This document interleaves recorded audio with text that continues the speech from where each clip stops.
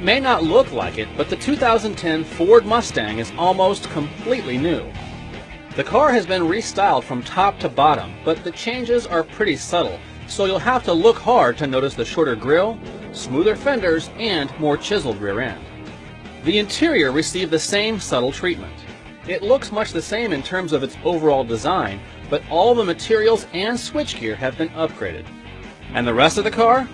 Well, it received some upgrades too, but don't get your hopes up for anything drastic.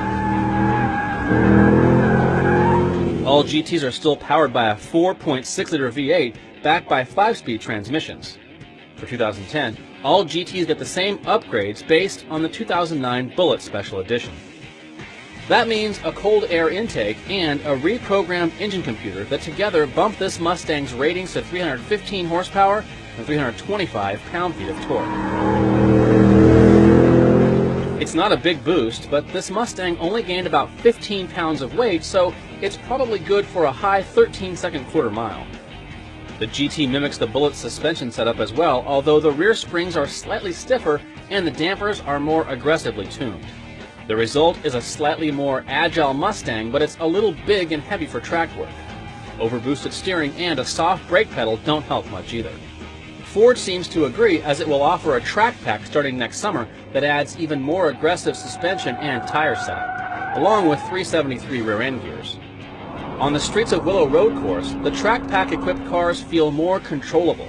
They turn in quicker, have more grip, and remain flatter through the turns. If you like to toss your Mustang around a little, the $1,495 option is well worth it. Then again, the real question remains, is this Mustang new enough to take on the Chevy Camaro and Dodge Challenger? It'll be a few months before we can drive these cars back to back, but this Mustang could be a surprise. It's still the lightest of the three, and it's cheaper too. Plus, with the track pack, it has the handling to back up its new slimmed-down look.